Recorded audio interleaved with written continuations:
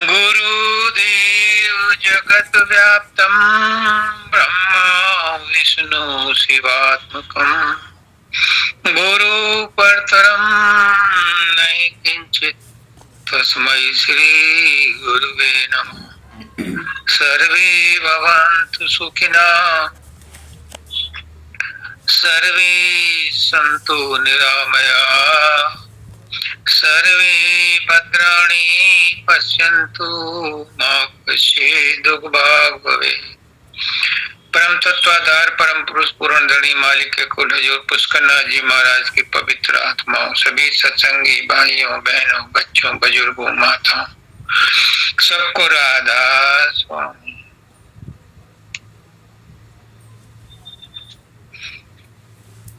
आज माता जी ने तुलसी का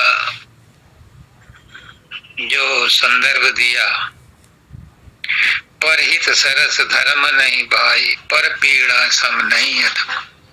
सारा संत मत इसी पर है, क्योंकि संत तुलसीदास जी भी संत थे और संत हमेशा सच्ची बात कहता है, बिना लाग लपेट की बात कहता है, निस्वार्थ की बात करता है।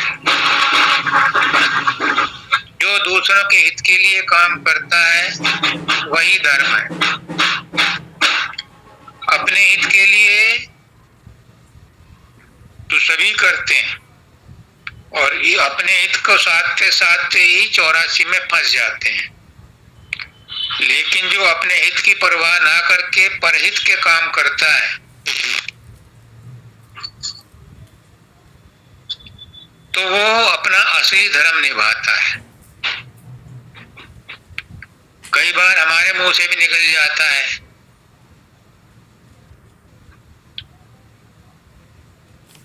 कि बहुत हो गया,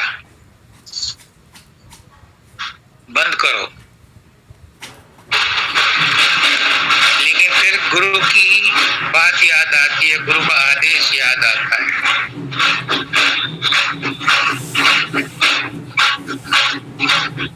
सवाल ये है कि क्या हम अपने स्वार्थ के लिए ये करते हैं?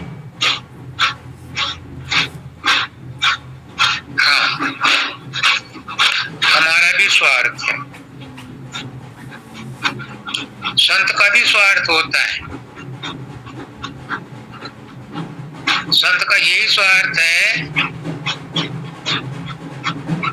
कि जो ज्ञान उसे उसके गुरु से मिला है और गुरु ने उसे आज्ञा दी है वो उसे आगे बांटे, उसमें उसका स्वार्थ है।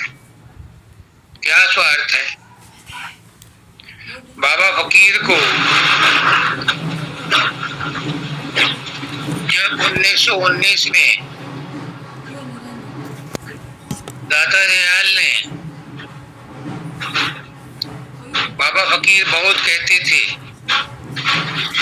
बार बार कहते थे,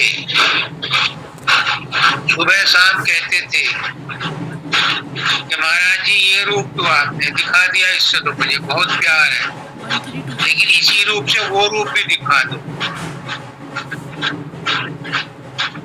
तो दाता दयाल जी ने एक बार कहा कि मैं कल दिखाएंगे।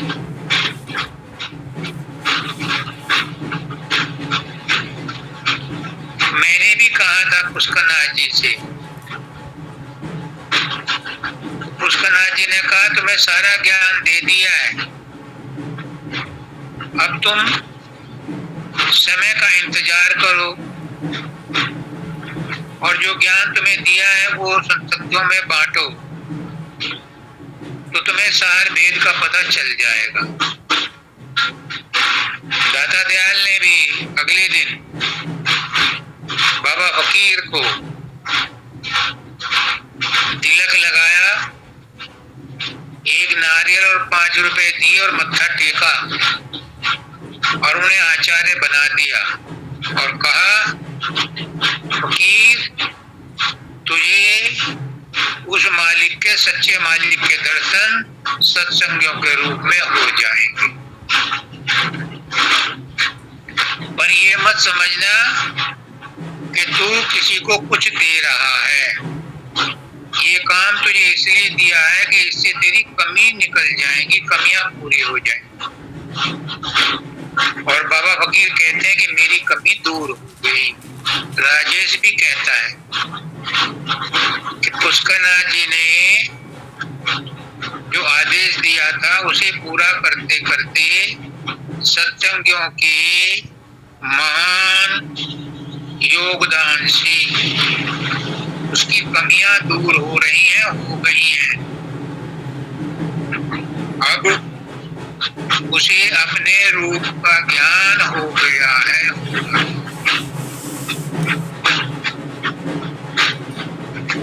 तो संत की भी एक ड्यूटी है परहित करने की, दूसरों का भला करने की। और इसमें वो किसी पर एहसान नहीं करता, बल्कि वो अपनी कमियां दूर करने के लिए ही अपना अनुभव दूसरों को बताता है। और जब दूसरों को उसका लाभ होता है तो उस लाभ से उसका भी लाभ हो जाता है। एक गांव में एक बुढ़िया थी, उसकी कमर में दर्द था। उसके पास बाम था, बाम। वो घर के बाहर सड़क के किनारे घर तक बैठ गई और आते जाते हर आदमी से कहती कि बेटा मेरी कमर पे ये बांध बन दे, मेरी कमर में दर्द हो रहा है। तो कोई नहीं सुनता था। एक नौजवान लड़का था, उसने कहा माई मैं मल तो देता पर मेरे हाथों में तो खुद दर्द हो रहा है, मेरी उंगलियों में दर्द हो रहा है। तो माई बोली कि बेटा तू मेरी कमर पे ये बाम तो लगा दे, देख तेरी उंगलियों का दर्द अपने आप रुक जाएगा। वो बेचारा शरीफ था, बहाना नहीं बना रहा था, शरीफ था। जैसे उसने वो बाम बुढ़िया की कमर पे लगाया तो वो बाम से उसकी उंगलियां भी ठीक हो गई। तो संत भी यही करता है अपने व्यवहारिक लाइफ में, जीवन में यही करता है कि वो दूसरों की भलाई के लिए सुबह शाम 24 घंटे लगा रहता है, सत्संगियों की सेवा करने के लिए। महाराज जी कहते हैं कि मेरा गला खराब रहता है, लेकिन जब कोई सत्संगी आ जाता है तो मैं घंटों बोलता हूँ और गला ठीक हो जाता है। ये क्या है? ये उस मालिक की मौज है। हमें दिखाने के लिए वो हमें बीमार सा लगता है, लेकिन जब वो उस मालिक की आत्माओं की सेवा करता है तो उसका शारीरिक स्वास्थ्य भी ठीक हो जाता है। क्यों? ये काम मालिक का है। मालिक को हमसे काम लेना है तो हमें स्वस्थ रखना उसकी जिम्मेदारी हो जाती है। तो परहित सरस धर्म नहीं और पर पीड़ा सम नहीं है तुम्हारी। जो दूसरों को पीड़ा देता है, दूसरों का बुरा चाहता है, दूसरों का अहित चाहता है, दूसरों की बुराई करता है, दूसरों में कमियां देखता है, वो दूसरों को ही पीड़ा नहीं पहुंचाता है, वो अपने आप को पीड़ा पहुंचाता है। मैंने अक्सर देखा है कि जो आदमी दूसरों का अहित चाहते हैं, दूसरों की बुराइयां करते हैं, दूसरों में कमियां निकालते हैं, अक्सर देखा है मैंने, कईयों को देखा है कि वो प्राय बीमार रहते हैं, क्योंकि उनका मन खुद बीमार हो जाता है और जैसे मन होता है वैसे ही शरीर बन जाता है।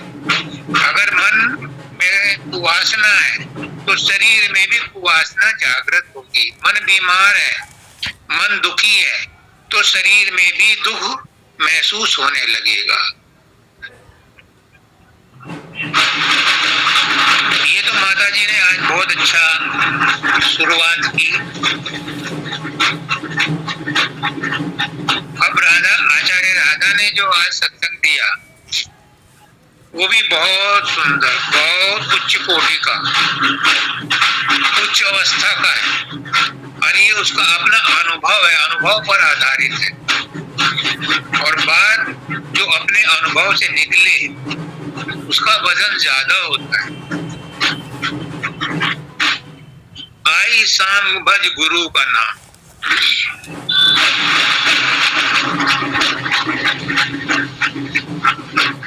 जब इंसान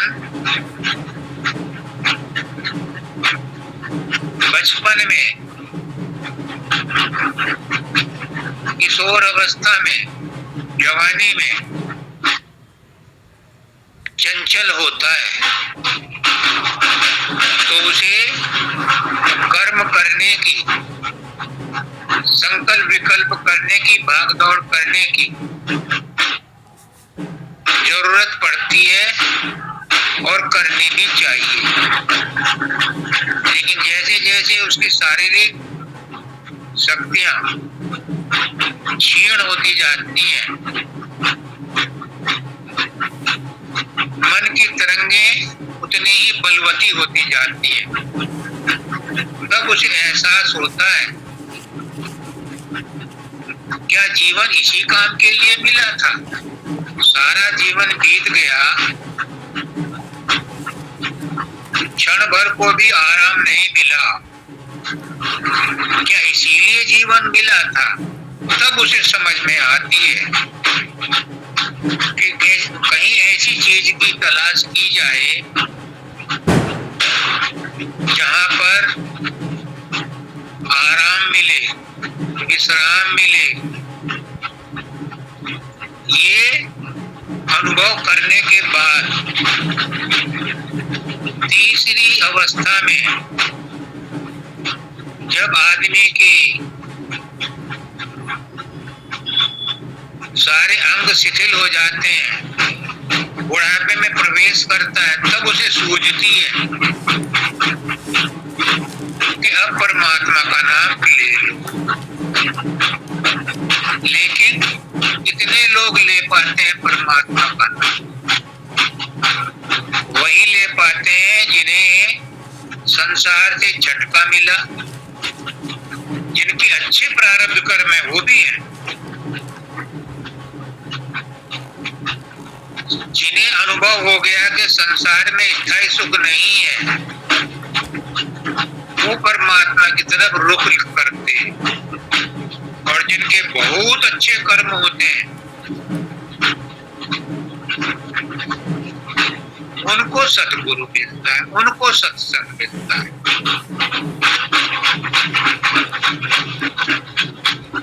और सतगुरु सत नाम देता है, नाम देता है।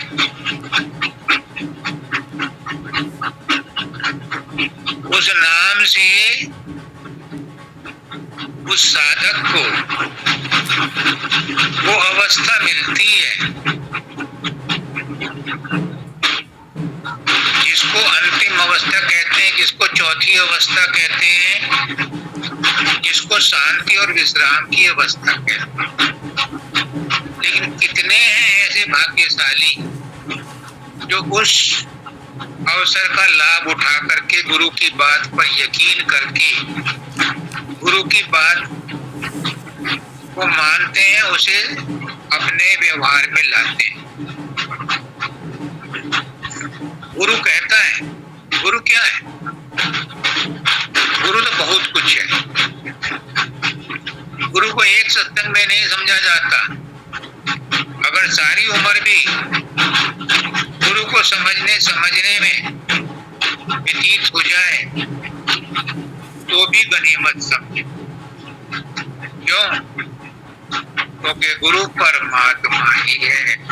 अगर एक जीवन में परमात्मा के दर्शन हो गए तो धन्य भाव, क्योंकि गुरु वास्तविक रूप में परमात्मा का दर्शन ही कराता है, क्योंकि वो खुद परमात्मा का छोटा रूप है। इसलिए वो किसी को भी निराश नहीं करता जो उस पर विश्वास करता है। गुरु पर गुरु उसे धूर्धाम का सार भेद बतला देता है। अब गुरु के रूप है 4: देह, नूर, तूर और अनुभव सार। एक गुरु का रूप तो वो है जो आपको सत्संग देता है, सद्ज्ञान देता है, जिससे आप जाकर के मिलते हो, अपनी परेशानियां बताते हो, वो उन्हें सुनता है और सुन करके उनका समाधान बताता है। एक गुरु तो वो है जो आपको अध्यात्म में एडमिशन देता है, बाहरी रूप, सारे रूप। दूसरा गुरु है आपके अंदर प्रकाश, क्योंकि आत्मा प्रकाश है, तो आत्मा ही आपका गुरु बन जाता है, प्रकाश ही आपका गुरु है। और तीसरा गुरु है शब्द, क्योंकि प्रकाश से परे शब्द है और शब्द से परे है अशब्द गति अनुभव सार। तो ये 4 रूप है गुरु के। लेकिन प्रारंभ में मैं अपने अनुभव के आधार पर कहता हूं कि सतगुरु जब चोला छोड़ता है तो अपना जानसी अपने से ज्यादा ताकतवर बना करके छोड़ करके जाता है। जो पुराने गुरुओं के सत्संगियों की भी सेवा करता है और नए गुरु के जो सत्संगी हैं उनकी भी सेवा करता है। तो ऐसा गुरु किसी पर एहसान नहीं करता, बल्कि अपने गुरु की आज्ञा का पालन करते हुए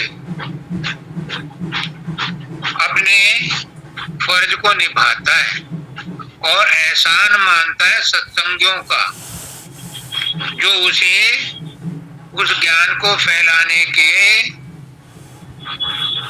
मिशन में मदद करते हैं। लेकिन ये कथनी बदनी का काम नहीं है। कोई अपनी मर्जी से गुरु नहीं बन जाता। ऐसे भी हैं जो अपने आप ही गुरु बन जाते हैं, कोई हर्ज नहीं। स्वामी जी महाराज कहते हैं कि जो साध हैं वो भी दूसरों को ज्ञान बांट सकते हैं, और साध कौन से होते हैं? जो तीसरी अवस्था में यानी शून्य में पहुंच जाते हैं। कोई हर्ज नहीं अगर वो ज्ञान बांटे। किनको? अपने आप नहीं, जो उनसे पूछें उनको ज्ञान बांटे तो कोई हर्ज नहीं। स्वामी जी महाराज तो यहाँ तक कहते हैं कि अगर सीनियर सत्संगी है उससे कोई जूनियर सत्संगी अपना कोई समस्या पूछता है और वो उसे बताता है तो उसमें भी हर्ज नहीं है, क्योंकि नए सत्संगी को सारी जानकारी सदगुरु से एकदम नहीं मिल सकती। अवस्था का फर्क पड़ता है, फिर झिझक भी होती है, फिर प्रारंभिक ऐसी अवस्थाएं होती हैं प्रारंभ में कि हर बात गुरु से नहीं पूछते तो सीनियर सत्संगी से पूछ लें, कोई हर्ज नहीं। लेकिन जो अपने आप को गुरु कहलवाता है उसमें हर्ज है। मैंने देखा है कि बड़े बड़े संत महात्मा अपने आप को कभी भी गुरु नहीं कहते, गुरु सेवक कहते हैं। कभी कभी जोश में कह जाते हैं, लेकिन अक्सर वो यही कहते हैं कि गुरु तो मेरा बहुत महान है, मैं तो उसका सेवक हूं, जो गुरु मुझसे करवा रहा है मैं वही सेवा कर रहा हूं। अक्सर जो सच्चे संत हैं वो इसी प्रकार दीनता अपनाए रहते हैं और अपने आप को छिपाए रखते हैं, ताकि उनकी एकाग्रता में कमी ना आए, वो अपने आप में गुम होते रहें, उनको कोई डिस्टर्ब ना करे। दादा दयाल कहते हैं, कथनी तज करनी करो भाई, करनी से बना रहनी अपनी। चाहे वो सत्संगी हो, चाहे वो साध हो, चाहे वो सदगुरु हो। परम संत अलग होता है, परम संत तो मालिक है, परम संत तो सतलोक के परे रहता है, यानी शरीर में रहता हुआ भी परम संत वो है जो सतलोक से परे का स्थानीय है, यानी वहां का अनुभव रखता है।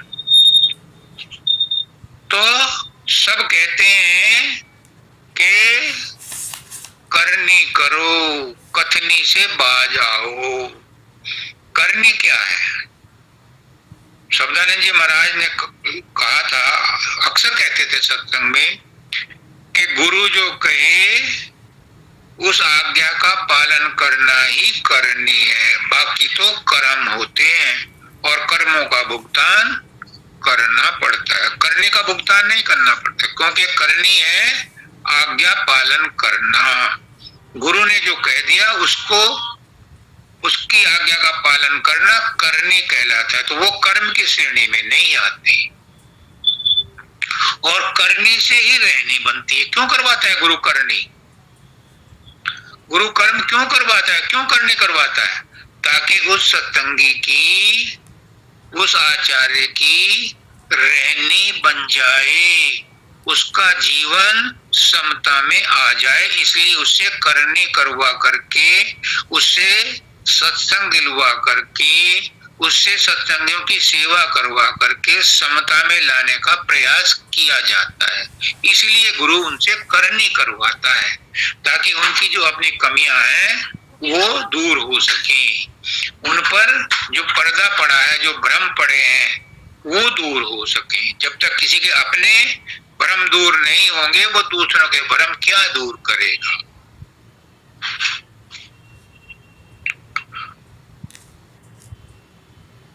करनी से रहनी मिलती है। इसलिए गुरु क्या करता है? गुरु कहता है भाई कुछ साधन अभ्यास करो, ये करनी है। अगर इस गुरु की बात मानोगे और साधन अभ्यास करो, गुरु ने जैसा बताया है, तो उससे तुम्हारी चित्त वृत्ति ठहरेगी, मन ठहरेगा, तुम्हारा आचरण सही हो जाएगा, तुम्हारी कमियां दूर हो जाएंगी।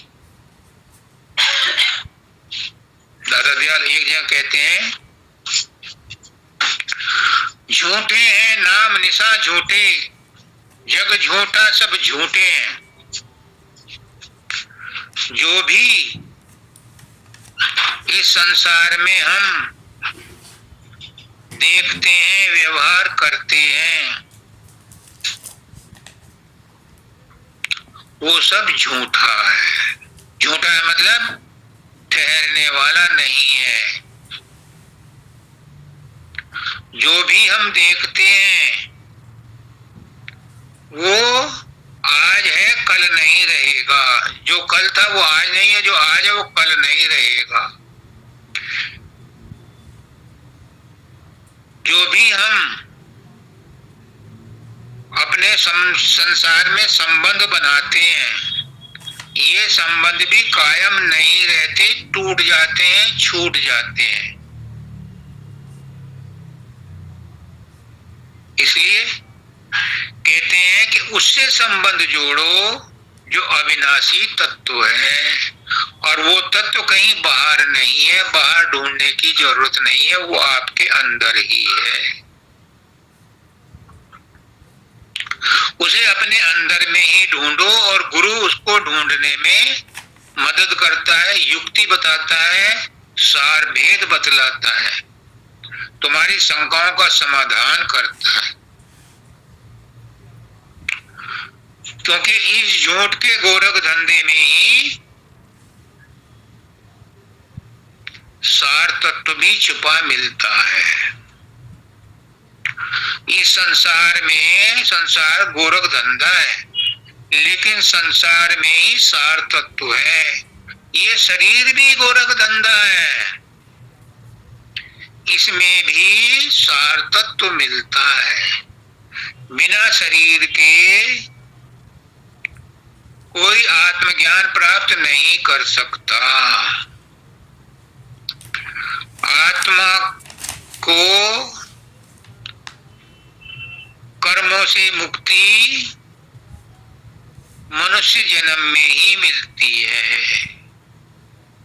देवताओं को मुक्ति नहीं मिलती, क्योंकि उनके सूक्ष्म शरीर होते हैं, उन्हें भौतिक शरीर नहीं मिलता, इसलिए उनकी मुक्ति नहीं होती। तो कहते हैं बड़े भाग मानुष तन पावा, सुर दुर्लभ सब संत गावा। मनुष्य का शरीर बड़े भाग्य से मिलता है। तो आचार्य राधा ने कहा कि आई शाम भज गुरु का नाम, कि भाई मनुष्य शरीर तो मिल गया, और 3 आश्रमों में आपने ब्रह्मचर्य आश्रम, गृहस्थ आश्रम और वानप्रस्थ आश्रम तो आजकल नहीं रहा, पर बचपन और जवानी तो आपने संसार में बिता दी। अब तीसरी स्टेज आ गई है, अब तो गुरु का नाम भज लो, अब तो परमात्मा का नाम भज लो। अब किसी पर तोहमत मत लगाओ कि तुम्हें समय नहीं मिला। अब तो बाल भी सफेद हो गए, अब तो आंखों की बिनाई भी कम हो गई, अब तो कानों में सुनाई भी कम आने लगा, अब तो शरीर की और इंद्रियों की ताकत भी कम हो गई। तो अब तो सुध लो, अब तो सुधार लो, अब तो अपने घर जाने के लिए जो जिस काम से आए थे उसकी याद कर लो। जब शब्दानंद जी जैसे परम संत, परम भक्त, परम योगी, परम तपस्वी रात को सोते सोते भी उठ जागते हैं, कहते हैं कि जब मुझे ख्याल आता है कि क्या गुरु का बताया हुआ काम पूरा हो गया, तो फिर सोते नहीं, फिर साधना में जुट जाते हैं।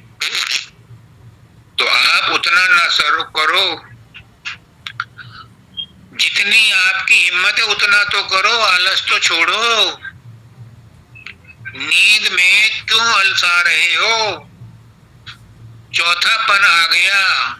अब तो जो ड्यूटी गुरु ने दी है, जिस काम के लिए मनुष्य शरीर मिला है, उसे पूरा कर लो, वरना फिर 84 लाख योनियों का चक्कर झेलना पड़ेगा।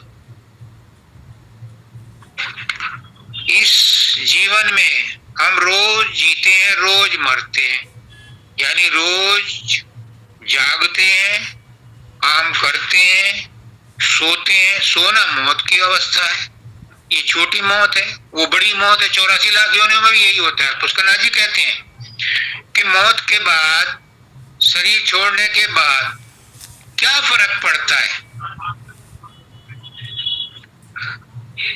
जो प्रक्रिया जिस जगह खत्म हुई थी, अगले दिन वहीं से शुरू होती है। हमारी रसोई में काम चल रहा है। आज मजदूर जहां छोड़ के गए हैं अगले दिन वहीं से शुरू करेंगे। तो शरीर की मृत्यु के बाद भी वही प्रक्रिया फिर से शुरू करनी पड़ती है। कोई नया कुछ नहीं होता, सिर्फ नेम और एड्रेस ही चेंज होते हैं। पुष्करनाथ जी साहब कह गए,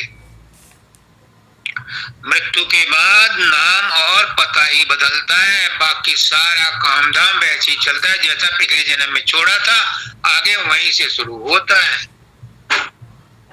कोई ये ना सोचे कि मरने के बाद फूलों की सेज मिलेगी या मरने के बाद नया जीवन मिलेगा तो उसमें कुछ और बदलाव होगा, कुछ नहीं होगा। ये तो कंटिन्यूअस प्रोसेस है, ये तो लंबा स्वप्न है, ये तो करोड़ों अरबों खरबों वर्षों तक चलता रहता है।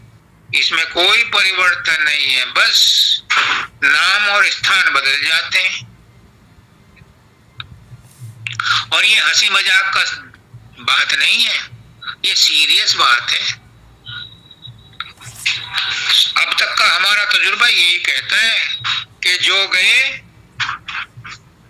वो खाली हाथ गए और उनका पता आज तक नहीं मिला। और किसी को मिला हो तो बता दो भाई सीता है कहाँ और राम कहाँ। किसी को नहीं पता, और ना वहां जाकर के कोई पत्र भेजता है, ना कोई टेक्स्ट मैसेज भेजता है, ना कोई टेलीफोन करता है,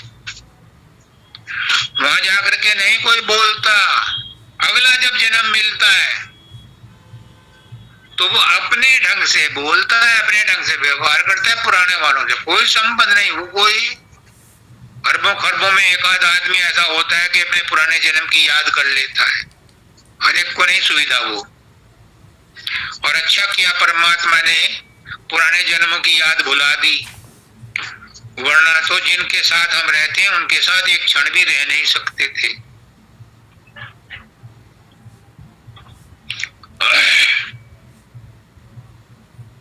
गुरु क्या कहता है? गुरु कहता है जो चार अवस्था बताई है इनको फिर मैं दूसरे ढंग से बताता हूं। कर्म बचपन है, जो हम कर्म करते हैं सारी उम्र, ये बचपन है। और उपासना जवानी है। जब हम भगवान का भजन करते हैं, गुरु का सत्संग सुनते हैं, गुरु की उपासना करते हैं, ये एक तरह से समझ लो हमारा जुनून है, जज्बा है, जो जज्बा हमें जवानी में मिलता है।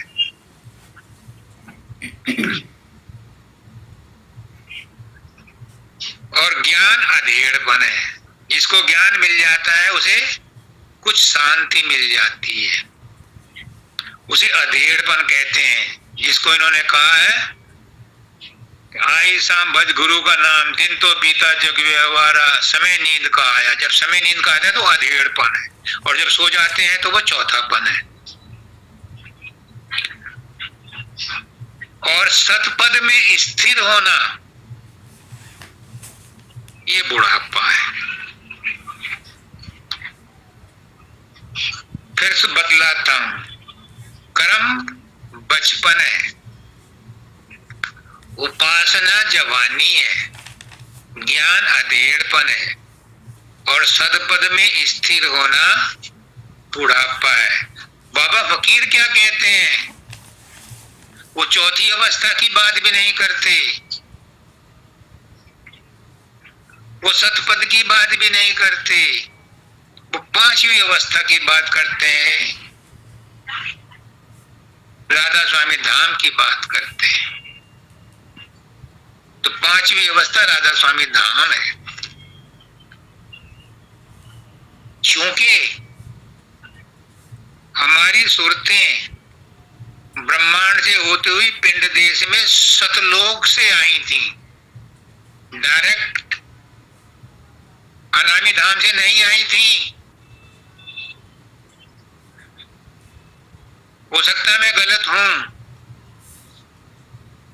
लेकिन मैं कान पकड़ के कहता हूं कि हमारी सूरतें अनामी धाम से सीधे ब्रह्मांड में और पिंड देश में नहीं आई, सतलोक में पहुंची और सतलोक से ब्रह्मांड और पिंड देश में आई।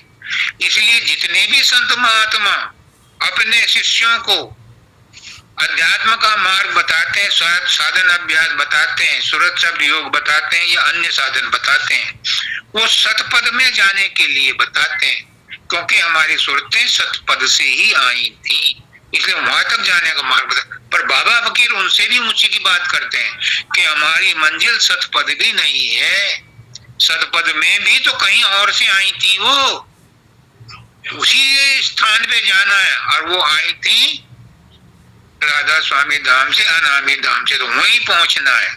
और जो सूरतें गुरु के मार्गदर्शन में सतलोक पहुंच जाती हैं, मेरा अपना कहना है, अपना मानना है, हो सकता है मैं गलत हूं, 16 आने गलत हूं, हो सकता है, उन सूरतों को जो सतलोक पहुंचती हैं उनको ही ये सुविधा दी गई है कि वो अनामी धाम में पहुंचे। जो सतपद में ऑलरेडी हैं, अलग में ऑलरेडी हैं, अगम में ऑलरेडी हैं, उन्हें सुविधा नहीं है कि वो अनामी धाम में पहुंचे। जिन्होंने यहाँ कष्ट सहे हैं पिंड देश में और सदगुरु कृपा करके उन्हें ले जाने आया है, उनको अधिकार दिया गया है कि वो सतलोक में पहुंचे और वहां से स्पेशल दूरबीन लें और अनामी धाम में पहुंचे।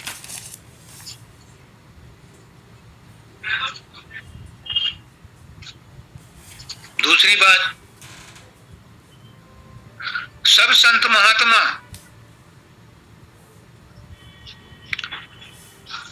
अपनी अपनी बोलियां बोल के चले जाते हैं, ये चमन यूं ही रहेगा और हजारों बुलबुले अपनी अपनी बोलियां बोल कर उड़ जाएंगे। सभी संत महात्मा आते हैं और पुरजोर कोशिश करते हैं अपनी अपनी बोलियां बोल करके चिताने के लिए, बड़े दर्दे दिल से आते हैं, सत्संग देते हैं, समस्याओं का समाधान भी करते हैं, लेकिन सबने इसे मखौल बना रखा है, कोई उनकी बात पर गौर नहीं करता, इतनी भी तवज्जो नहीं देता जितनी वो संसार के कामों में तवज्जो देता है। गुरु कहता है कि गुरु की बात में इतना ही विश्वास कर लो जितना तुम दूसरों की बात पर विश्वास करते हो, उससे ज्यादा करने की नहीं जरूरत। तुम गुरु से उतना ही प्यार कर लो जितना अपने घर के सदस्यों से प्यार कर लो, उससे ज्यादा करने की भी जरूरत नहीं है, तो भी तुम्हारा बेड़ा पार हो जाएगा।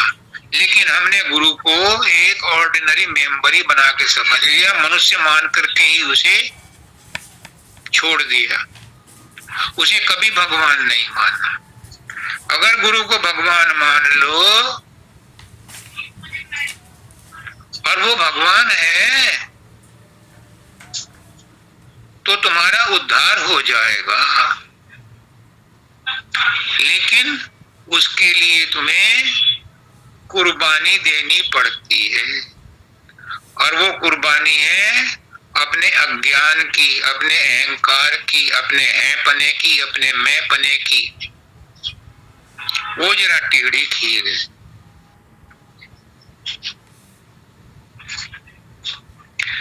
जो इन बातों को मान लेता है उसे शांति मिलती है।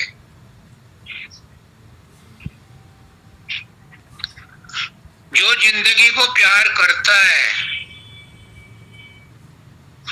जो इस शरीर को प्यार करता है, जो इस संसार को प्यार करता है, जिसके मन में संसार से आनंद लेने की, जिसके मन में सांसारिक वस्तुओं से सुख मिलने की तनिक भी इच्छा है, आशा है, विश्वास है कि संसार की चीजें मेरे काम आएंगी, इनसे मुझे सुख मिलता है, अगर उसे तनिक भी संसार की चीजों में सुख मिलने की आशा है या मिलने का विश्वास करता है, तो उसका जन्म होगा होगा और होगा। उसे मौत आएगी। मौत तो ज्ञानियों को भी आती है, प्रेमियों को भी आती है, भक्तों को भी आती है, पर वो मौत फाइनल होती है, दोबारा नहीं आती। पुष्करनाथ जी कहते हैं, मैं तो उन्हीं का ढोल बजाऊंगा। पुष्करनाथ जी कहते हैं कि तुम्हें शरीर मिला है, ये तो छोड़ना पड़ेगा, इसकी तो मृत्यु होगी, परंतु यदि तुम मौत से डरते हो तो जन्म ही मत लो, और ये तुम्हारे हाथ में। यानी संसार की किसी भी वस्तु में ये उम्मीद मत रखो कि ये यूजफुल है, ये मुझे काम आएगी, तो फिर तुम्हें उन चीजों से लगाव नहीं होगा, और लगाव नहीं होगा तो तुम्हारा यहाँ आने का भी प्रश्न नहीं पैदा होता, क्योंकि आओगे तभी जब किसी चीज से लगाव होगा, और जब तुम्हारा लगाव नहीं है किसी चीज से तो संसार में नहीं आओगे। ये सतगुरु की वाणी है।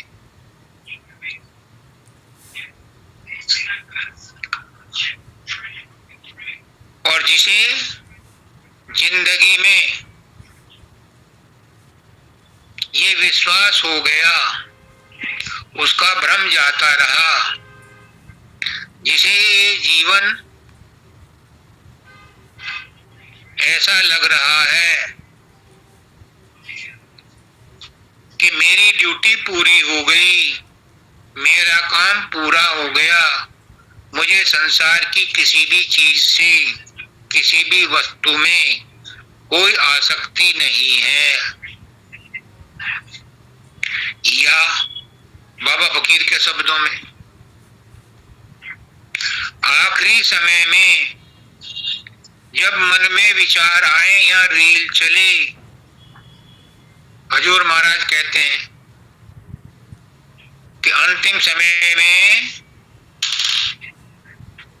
1-2 मिनट के लिए एक रील चलती है सबके मस्तिष्क में, जिसमें पूरी जन्म का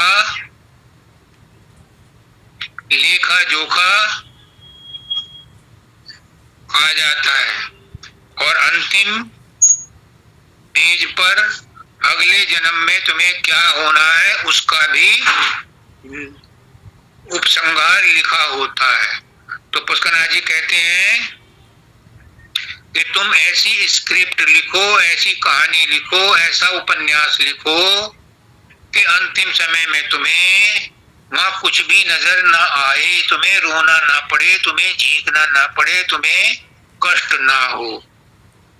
तो बाबा फकीर कहते हैं कि जिसको अंतिम समय में वो रील चल रही है और उसे गुरु की ये बात याद आ गई कि ये सब माया है, तो वो भी इस संसार में दोबारा नहीं आएगा। अब अर्जुन कहता है कि इसमें कौन सी बड़ी बात है, मैं अंत समय में ये काम कर लूंगा। कृष्ण भगवान कहते हैं नहीं अर्जुन, अंत समय में तुम्हें वही याद आएगा जो तुमने सारी उम्र किया है। इसलिए पुष्करनाथ जी का महावाक्य है कि 24 घंटे गुरु को अपने बैकग्राउंड में रखो। जब 24 घंटे बैकग्राउंड में रखोगे तो तुम्हें गुरु ही याद आएगा, गुरु की बात याद आएगी, गुरु का ये वचन याद आएगा कि ये जो रील चल रही है ये सब माया है और ये कल्पना नहीं है। ये मैं रोज अनुभव करता हूं। जब भी मेरे मन में विचार आते हैं मैं कहता हूं ये सब कल्पना है, तो वो चले जाते हैं। लेकिन मन भी मुझसे ज्यादा ताकतवर है, मेरे गुरु से ज्यादा ताकतवर नहीं है, लेकिन मैं अपने गुरु का सहारा छोड़ करके इस मन के सहारे में आ जाता हूं और ये मुझे थोड़ी देर तक तो उन विचारों को गायब करता है। लेकिन फिर अभी कर्म पूरे नहीं कटे हैं, इसलिए मन आपने जोर जबरदस्ती करके उन विचारों को फिर ले आता, रिपीट कर देता, रिप्ले कर देता है। बहुत देर संघर्ष चलता रहता है और अभी जीवन में संघर्ष चल रहा है। ये एक दिन का काम नहीं है, ये पार्ट टाइम जॉब नहीं है, ये तो लगातार संघर्ष करना पड़ता है और करते रहना चाहिए। अगर तुम शांत होकर के बैठ गए, अगर तुमने ये विश्वास कर लिया कि हमने बाजी मार ली, तो भी मन का कोई भरोसा नहीं कब किस क्षण तुम्हें पटक दे। सतलोक में पहुंचने के बाद फिर तुम निश्चिंत रह सकते हो, क्योंकि सतलोक में वही पहुंचते हैं जिनका मन पूरी तरह से कंट्रोल में या बस में आ गया है, या मन भूल करके आत्मा में सम्मिलित हो गया है, वही सतलोक पहुंचेंगे। वहां पर पहुंचने के बाद मन से डरने की जरूरत नहीं। लेकिन बाबा फकीर कहते हैं संत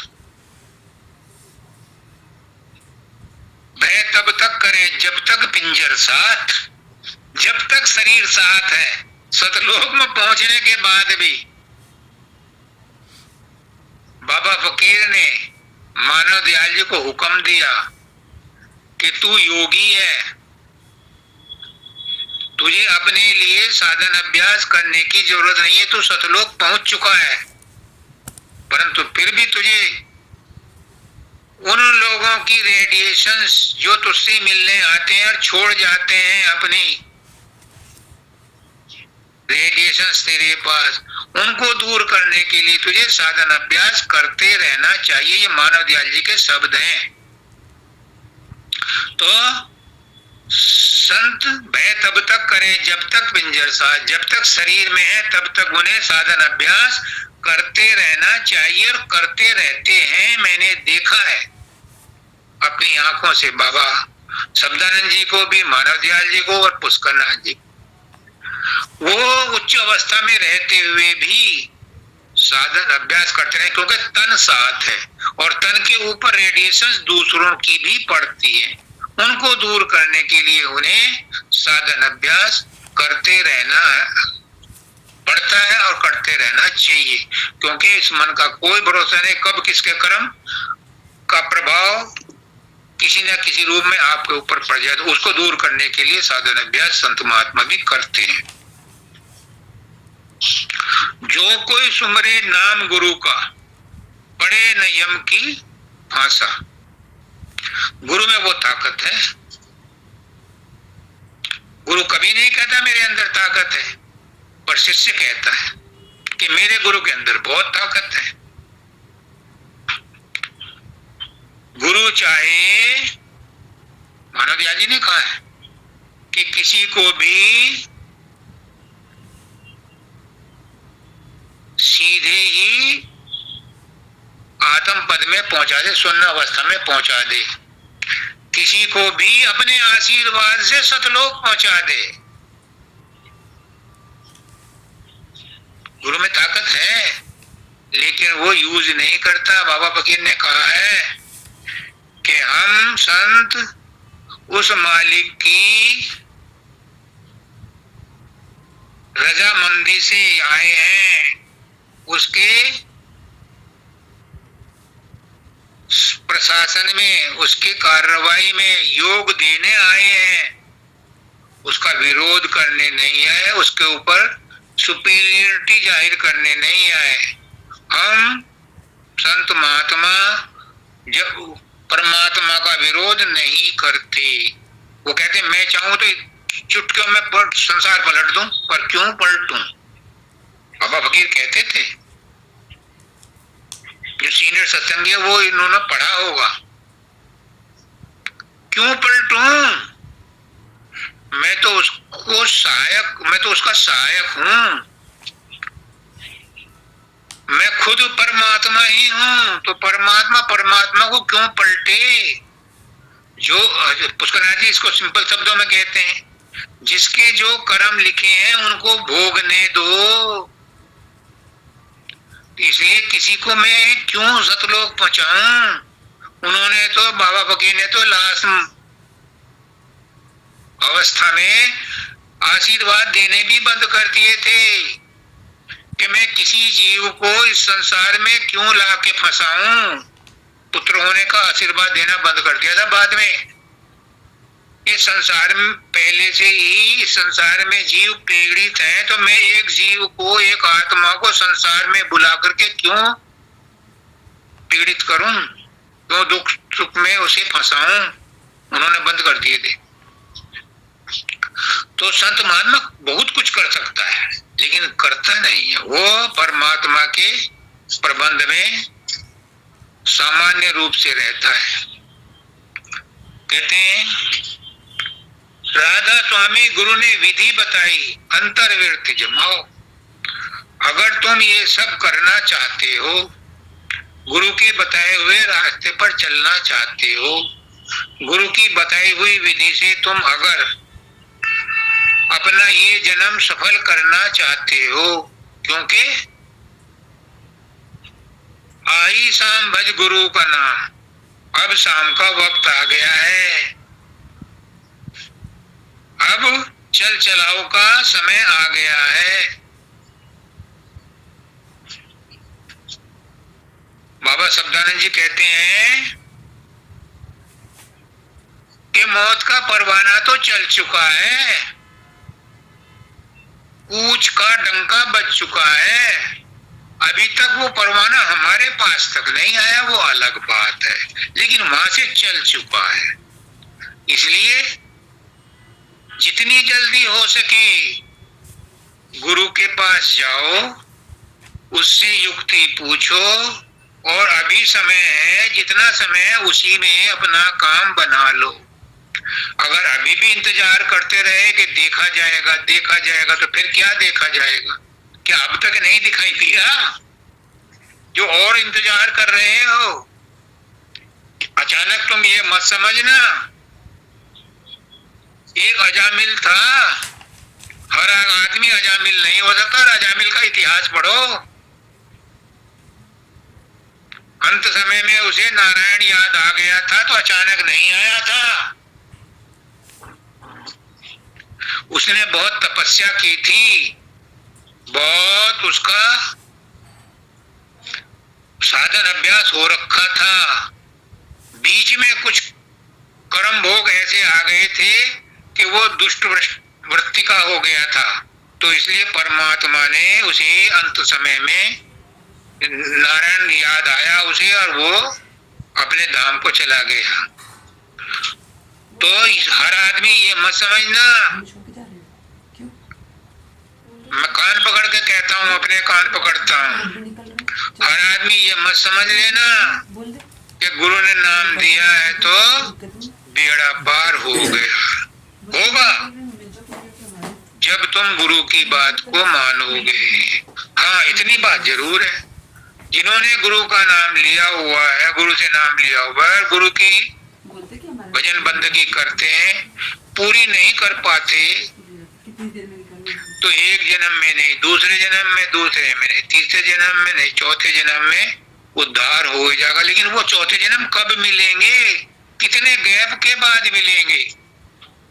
मुझे मानव दयाल जी ने कहा था, राजेश तो 25,000 साल पहले भी मेरे पास, मेरे आश्रम में आता था, तब तो योग भ्रष्ट हो गया था, अब दोबारा तुझे लेने के लिए आया हूं। यानी इतने बड़े संत, परम संत राधा स्वामी दयाल को दोबारा आने में अपनी आत्मा को ले जाने के लिए 25,000 साल का गैप लगा। यानी इस बीच में कितनी योनियां भुगती होंगी इस राजेश ने, कितने कष्ट सहे होंगे। तो आप ये मत समझ करके अभी तसल्ली करो कि गुरु ने नाम दे दिया है तो हमारा उद्धार हो जाएगा। जब तक गुरु के बताए हुए रास्ते पर नहीं चलोगे, साधन अभ्यास नहीं करोगे, जब तक करनी नहीं करोगे, तब तक ख्याली पुलाव में मत रहना कि मुक्ति मिल जाएगी। मुक्ति जन्म जीते जी मुक्ति का ही अनुभव करना पड़ेगा। अगर तुम्हें अभी जीते जी मुक्ति का अनुभव नहीं हुआ तो समझ लो मरने के बाद भी कोई मुक्ति आपके लिए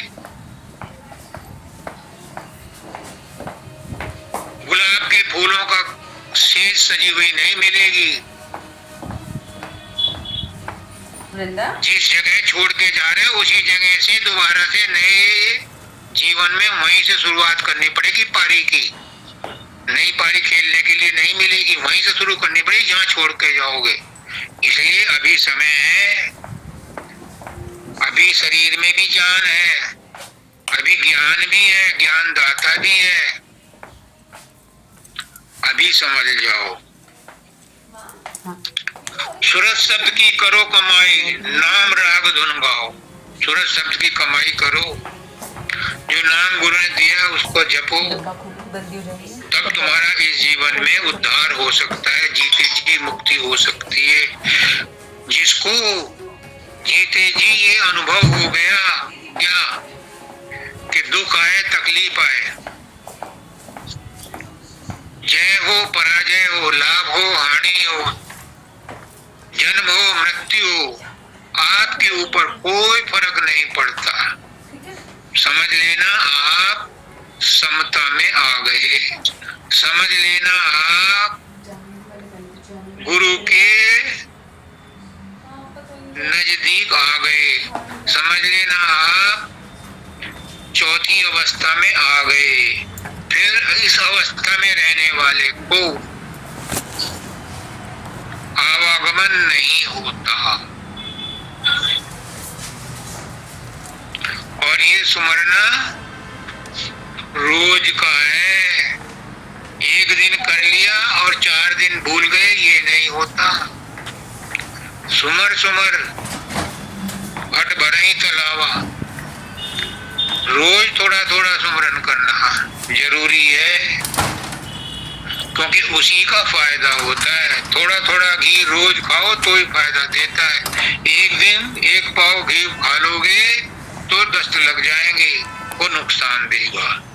इसलिए थोड़ा थोड़ा सुमरन करो और गुरु का एहसान मानो, आपको इस योग्य बनाया कि आपको सार भेद समझ में आ गया।